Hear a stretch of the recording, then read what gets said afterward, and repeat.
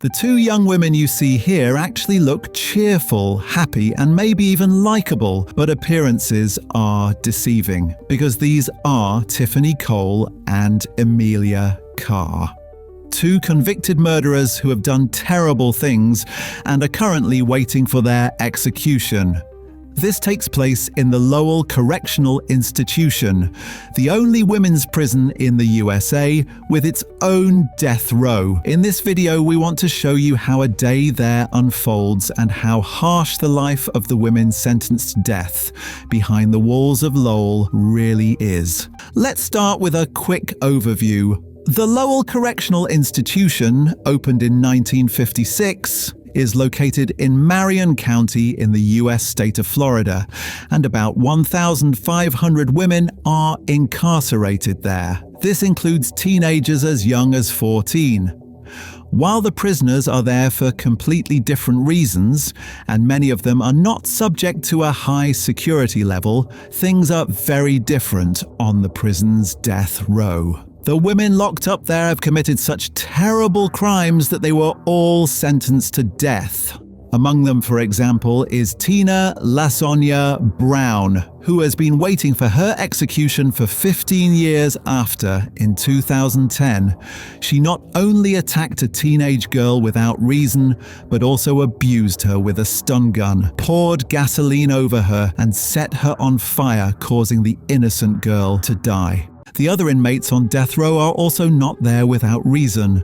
Almost all of them have at least one human life on their conscience.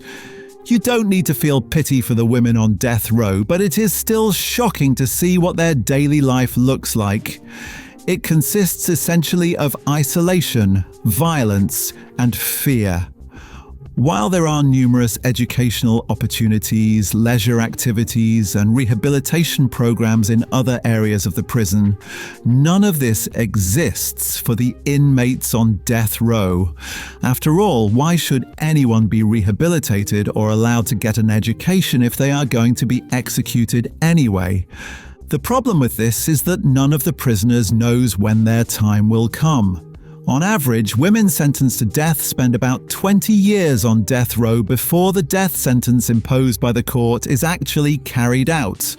Last year, 58-year-old Margaret Allen, who had cruelly killed her housekeeper almost 2 decades earlier, even died a natural death while waiting for her execution in the Lowell Correctional Institution. Since the women on death row are only informed a few weeks before their execution date, they have no choice but to somehow cope with life behind bars until then.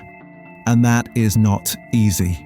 The day usually begins at 6 a.m. when the lights go on in the small cells where the prisoners on death row are usually locked up alone or at most with one other person. Guards walk the hallways and check whether all the women are still there.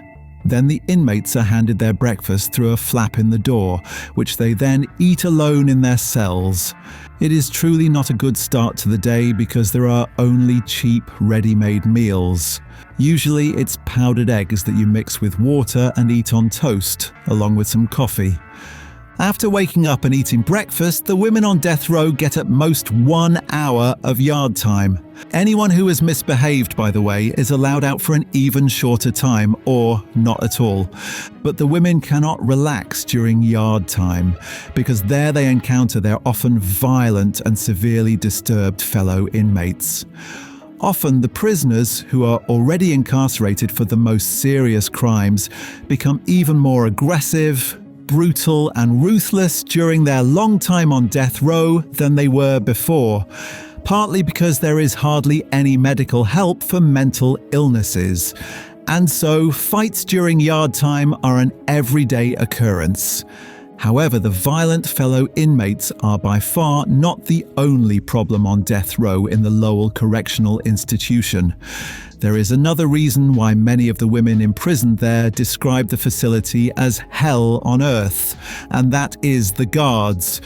Contrary to what one might think, the prison staff in the women's prison are not only women but also men, and they repeatedly take advantage of the fact that the inmates are helplessly at their mercy. After yard time, the prisoners must return to their cells and stay there, interrupted only by lunch around 11 a.m., until they are taken to various appointments in the afternoon. For example, these can be visits from their lawyers, phone calls with relatives, or trips to the showers. Each woman is allowed to shower at most 2 to 3 times a week, and neither in the cells nor in the showers are there surveillance cameras. Anyone who does not want to be punished with additional solitary confinement for fabricated reasons must then do what the guards want in these unmonitored rooms. We're prey. It's like a lion with a bunch of gazelles. I mean, it's a perfect breeding ground for. This doesn't just result in isolated assaults, but happens constantly. According to reports, the women even have to make themselves available to the guards to obtain necessities like toilet paper or medicine. Anyone who refuses can expect severe violence. In 2019, a case actually became public in which a 52-year-old inmate of the Lowell Correctional Institution was attacked so brutally by guards that she has been paralyzed from the waist down ever since. The entire system on death row in the Lowell Correctional Institution is so entrenched that even the US Department of Justice, in a report a few years ago, concluded that there is systematic abuse of inmates by staff and that this constitutes a violation of the 8th Amendment. But since then, hardly anything has changed in the conditions. It later emerged that the guards had not stopped their assaults at all, but that the inmates were simply prevented from reporting such incidents. And the prison administration is no help in such cases either.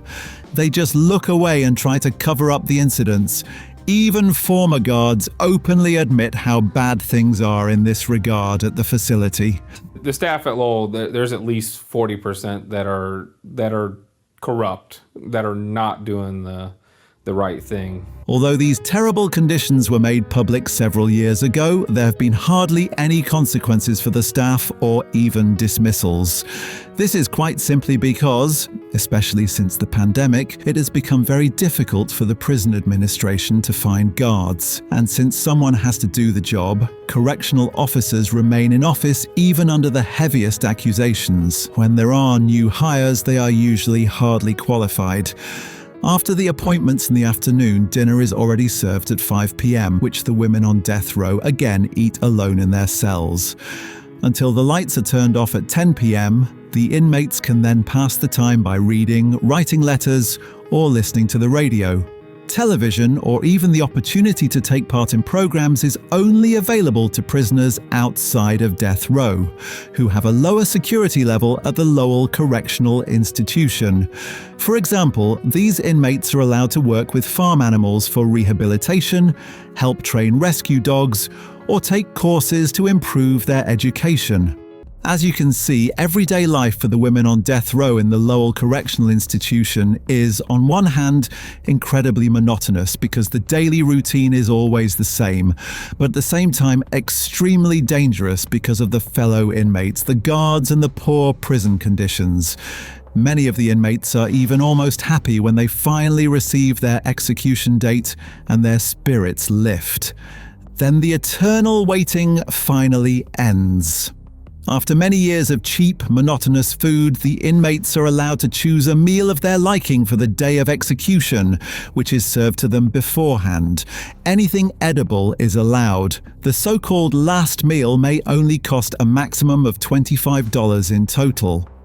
In Florida, where the Lowell Correctional Institution is located, the law allows 2 methods of execution: death by lethal injection or death by electric chair.